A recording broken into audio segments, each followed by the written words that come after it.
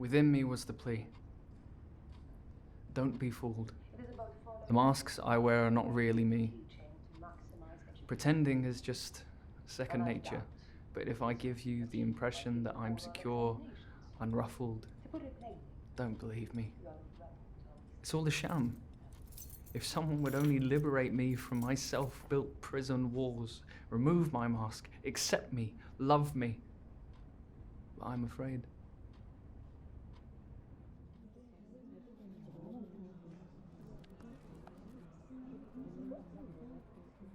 Susan, would you be so kind to read for us again?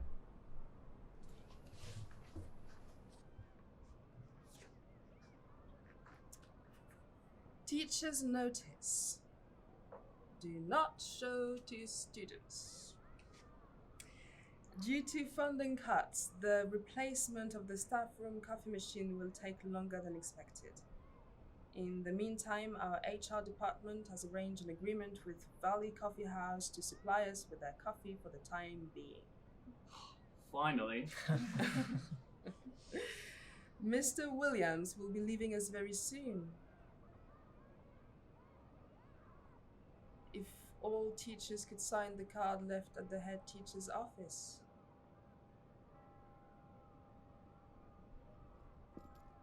There has been a flu going around. Our last oral examination has revealed a great interest in the French Revolution.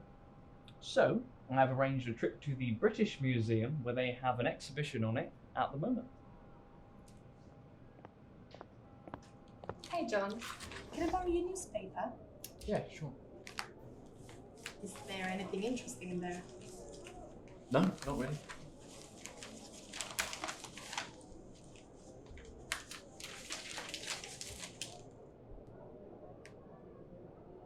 What the heck? School's suffering the biggest fall in funding since 1980s. Are they going to ask us to work for free? As long as I get my coffee. John, you said there's nothing major going on. Is this not important to you? Judi, I'm sure you'll be fine. You're too important to get cut out. They'll probably fire me. Keep the newspaper. Not bad news for one day.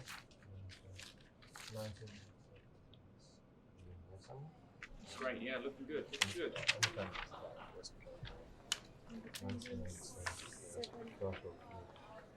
Michael, great. 17. That's right. That's right. That's about right. That's right. Why is Mary wonky? Bianca, that one at the end, sure.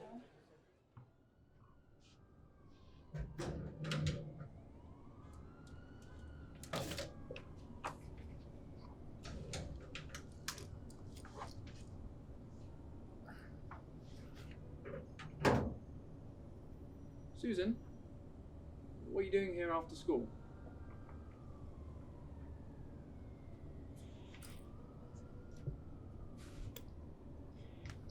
Mr. Turner, how did you decide to become a teacher?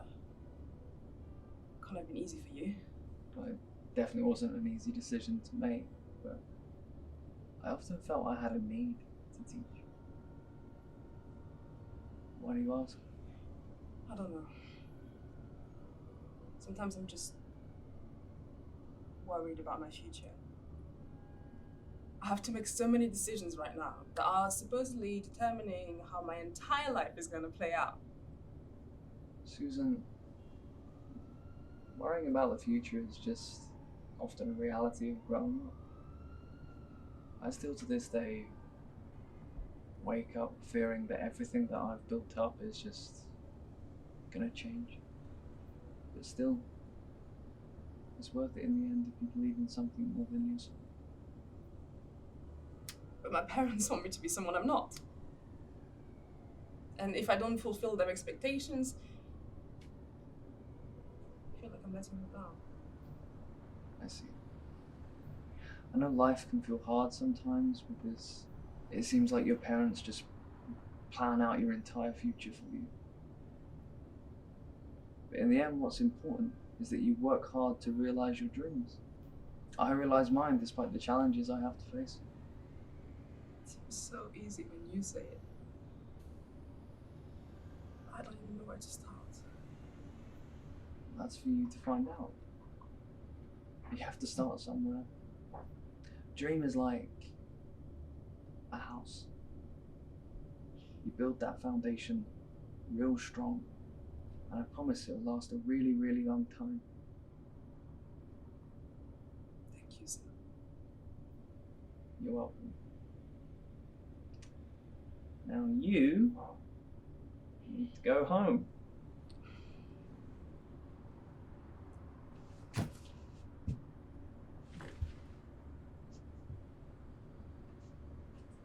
You're a great teacher, Mr. Turner. Percival was stunned and could not speak. Finally, all he could do was sadly sign the agreement. In an instant, 130,000 men became prisoners of the Japanese. Singapore was now part of the Japanese Empire. The humiliation of this symbol of British colonialism was a source of great pride for the Japanese army. Keep watching. Just gonna have a little chat with Mrs. Scott. Mr. Turner, do you know why I have asked you here? No, madam, not particularly. Have I done something wrong? In all my years as an educator, I've seen every teacher bringing something new to the school, some good, some bad. However, my highest priority is the disciplinary education of our students. I don't understand. In my school, I will have order, even if that means discouraging change, because progress for the sake of progress must be averted. I am very much concerned about your ways of teaching at this school. Mrs. Scott, I don't quite follow you. The fact is, you keep on disobeying the instructions of the syllabus, and your unorthodox method of teaching threatens our good standards. Mrs. Scott, I understand you're unhappy with my methods of teaching, but I can assure you my methods are for the benefit of my students. You seem to misunderstand the fundamental principles of our school system. It is not about giving the students space for creativity, no. It is about following the prescribed ways of teaching to maximize educational input. And I highly doubt this can be achieved by giving oral examinations. To put it plainly, Mr. Turner, you are a rebel to our system. I can understand that change is difficult, especially when the old methods have proven to be fruitful. But I beseech you to reconsider your attitude towards my teaching methods, not for my sake, but for the sake of my students. I'm afraid, Mr. Turner, that I will have to report this to the Board of Studies as a violation of code. And then it's out of my hands. I am the first and last to leave from this school every single day. I coach the students after school every day. I volunteered for summer school training. I have a very young daughter at home that, to be quite frank, I'd rather spend my time with, but instead I am here every day teaching these students just to make their lives a little bit brighter. So how, in any of that, am I a bad teacher? I wouldn't particularly say that you are a bad teacher. However, I am not convinced that your ways of teaching are benefiting the students or our school. If the results I'm giving are not as you have expected, then you can fire me. But do not question my loyalty to the students or to this school. Well, now nobody is getting fired. The last thing I need is a teacher strike at this school as well. Times are going to be tough enough. Thank you, Mrs. Scott. Oh, Mr. Turner, before you leave, you're no longer fooling anybody. I beg your pardon. Your secret How long have you known? is quite obvious. And more teachers have addressed it to me. I was going to say something. I just didn't know how to explain.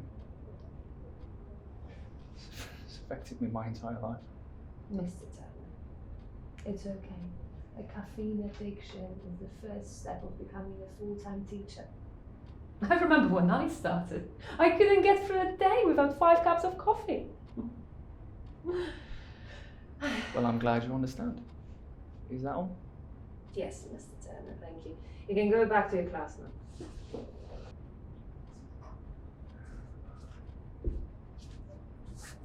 Thank you.